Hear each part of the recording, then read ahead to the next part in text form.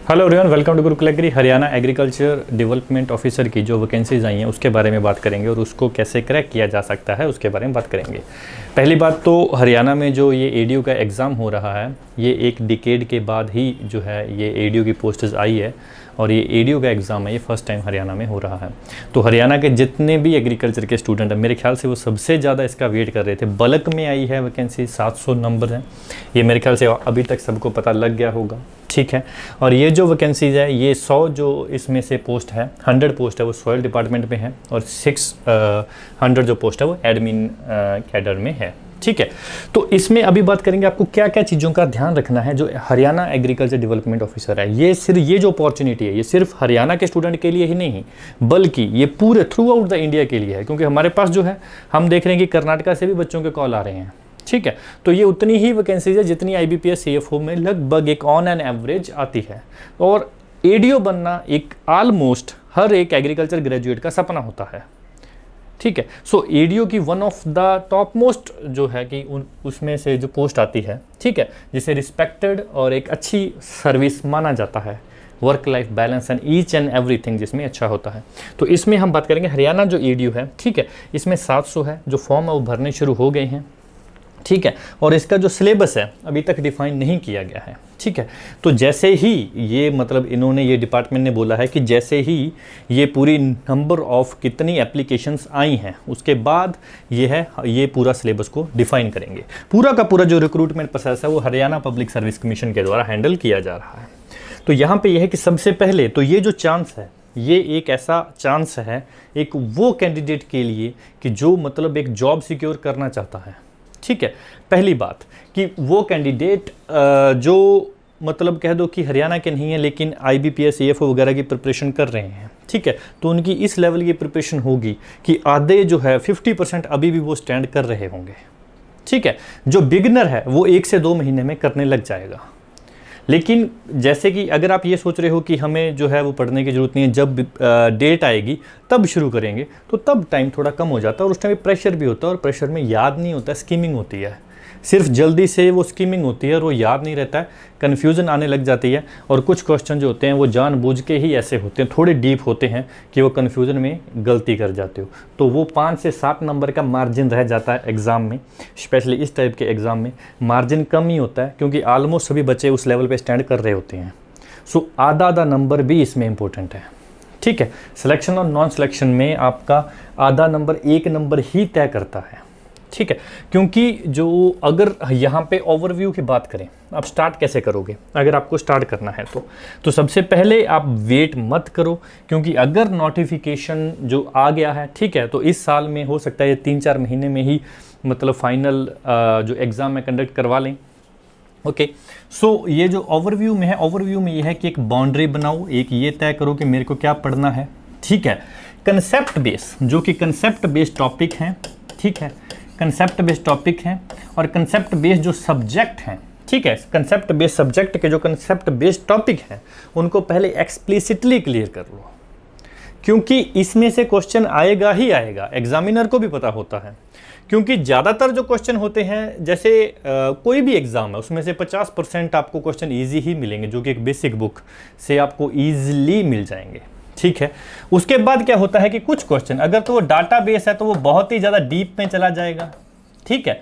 और अगर उसे कंसेप्ट वाले में टिपिकल बनाना है, थोड़ा डिफिकल्ट बनाना है, ठीक है, तो वो आपको कंफ्यूज करेगा। तो ये दोनों के लिए ही आप रेडी हो। सिलेक्शन और नॉन सिलेक्शन में ये बड़ा रोल प्ले करेंगे इस टाइप के स्पेशल एग्जाम में, ओके। क्योंकि यहाँ पे सभी पूरे डेडिकेशन के साथ जाएंगे, पूरे डेडिकेशन के साथ जाएंगे, ठीक है। सो आप इसे पूरा डीप अंडरस्टैंडिंग कीजिएगा एग्ज़ाम के लेवल को। इसे ऐसा मत समझिएगा कि कंपटीशन कम है, कंपटीशन बिल्कुल थोड़ा मान सकते हैं कि कम है, ठीक है। लेकिन जो राजस्थान के बच्चे हैं, यूपी के हैं, बिहार के हैं, पंजाब के हैं, ठीक है, और मैं तो कहूँगा through out the India, Maharashtra से भी इसमें बच्चे काफ़ी एग्ज़ाम देने आएंगे, ठीक है। तो अपना एक विज़न बनाइए। और एक और बात है, जो भी आप स्टडी शुरू कर रहे हो वो एक सेटिस्फेक्शन के लिए स्टडी कीजिएगा, ठीक है। आप ये स्टडी मत सोच के कीजिएगा कि जो मेरा विज़न है, ठीक है, ये मेरा विज़न है, ये 1 मंथ में मेरे को ये चीज़ टारगेट करनी है, ठीक है, ये करनी है, दैट्स ऑल। ये कब होगा? जब आप 1 दिन का टारगेट करोगे, ठीक है, एक दिन का टारगेट करोगे, ठीक है। आपको फर्स्ट फ्लोर से सेकंड फ्लोर में जाना है, ठीक है, जाना है। कब जाओगे? जब आप पहली स्टेयर, पहली सीढ़ी पे पैर रखोगे, राइट। तो उसी वे में अगर आप सेटिस्फेक्शन के लिए काम कर रहे हो, अगर आप ये कर रहे हो कि आज के दिन में जो मेरे को इतना पढ़ना है और इवनिंग को पूरा कंटेंटेड फील करो कि हाँ मैंने कर लिया है, ठीक है, और कंसेप्ट बेस है उसे अच्छे से कर लिया है, क्योंकि जो डाटा बेस है ये बाद में लास्ट में भी मतलब ये कह दो कि रट्टा मारा जा सकता है, लेकिन कंसेप्ट ना तो रट्टा के काम आएगा आपके, ना ही वो दूसरी बार आपको जल्दबाजी में आप उसे कर पाओगे, ठीक है। और क्वेश्चन रहेंगे ही रहेंगे, और ये अगर मान के चलो कंसेप्ट बेस्ड क्वेश्चन 10 भी आते हैं, ठीक है, तो ये 10 क्वेश्चन जो हैं ये बहुत बड़ा रोल प्ले करेंगे, क्योंकि अगर सीधा डाटा है, ठीक है, वैसे जो डाटा होता है उसको भी मेमोराइज कैसे किया जा सकता है उसके ऊपर भी मतलब आपको पता होना चाहिए। और दूसरा, इसे ये बॉट को मिस मत कीजिए, पढ़िए जितना पढ़ सकते हो, क्योंकि ये जो एग्ज़ाम है बार बार नहीं आते हैं, ये एग्ज़ाम एक डिकेड के बाद आया है, ठीक है, तो बहुत ही बड़ी अपॉर्चुनिटी है। ओके, सब्जेक्ट की बात करेंगे, कौन कौन से सब्जेक्ट हैं, क्या क्या चीज़ें इसमें आपको ध्यान रखनी चाहिए, ठीक है, और कौन से सब्जेक्ट को डीप पढ़ना है, कौन से सब्जेक्ट को कम पढ़ना है, ठीक है। इसे शुरू करने से पहले बोलूँगा एक एक क्वेश्चन को प्रायोरिटी दीजिएगा, एक एक क्वेश्चन को, ठीक है, क्योंकि जो हॉर्टिकल्चर डेवलपमेंट ऑफिसर HDO का एग्ज़ाम हुआ था, ठीक है, हरियाणा में, तो उसकी जो मतलब कह दो कि कट ऑफ थी वो लगभग 75% के लगभग परसेंटेज में इतनी चली गई थी, ठीक है। तो बावजूद कह दो कि उसमें सारे क्वेश्चन थे वो हॉर्टिकल्चर से थे, तो ऐसा कभी नहीं होता है। आप ये कभी इससे मत अंदाज़ा लगाइए, इससे मत सोचिएगा कि अभी इसमें क्वेश्चन है सारे एग्रोनॉमी और सोयल साइंस में से आएंगे, ये कभी वो फिक्स नहीं होता है। और एग्ज़ाम कौन तैयार करता है, ज़रूरी नहीं है कि वो HAU ही करे, हो सकता है वो बाहर की कोई यूनिवर्सिटी और किसी को दे वो एग्ज़ाम प्रिपेयर करने के लिए। तो ये जो है ये चीज़ आप अपने मन से मत सोचिएगा, ठीक है। आप जो है अगर इतने सब्जेक्ट को फोकस कर रहे हो, ठीक है, तो आप लगभग ईच एंड एवरी साइड जा रहे हो, क्रिस्टल एंड क्लियर वे से जा रहे हो, और आपका सिलेक्शन पक्का है, ठीक है। इसके साथ साथ और क्या करना है वो भी है, ठीक है। इसके साथ साथ जैसे हरियाणा में, ठीक है, HAU की पैकेज एंड प्रैक्टिस हो गई, ठीक है, पैकेज एंड प्रैक्टिस हो गई, ये बहुत इंपॉर्टेंट है, ठीक है, क्वेश्चन रहेंगे ही रहेंगे। रिसेंटली जो मतलब कह दो कि कुछ ऐसे रिसर्च पेपर आए हैं, ठीक है, कुछ ऐसा स्पेसिफिक जैसे कॉटन के रिलेटेड कुछ अपडेट्स आए हैं, ठीक है, बॉलवॉर्म को लेके, तो वो जो है वो थोड़ा ज़्यादा इंपॉर्टेंट है, क्योंकि अगर उसमें से चाहे वो कम है, ठीक है, लेकिन उसमें से अगर 2 क्वेश्चन भी आ गए, 1 भी आ गया, तो आप प्लस हो जाओगे, ओके। और जो अगला है वो ये है कि मेमोराइज़ जो है इन सब को आपको अच्छे से करना है। मेमोराइज जो कंसेप्ट बेस है उसे अलग तरीके से किया जाता है, डाटा बेस को अलग तरीके से किया जाता है, ठीक है।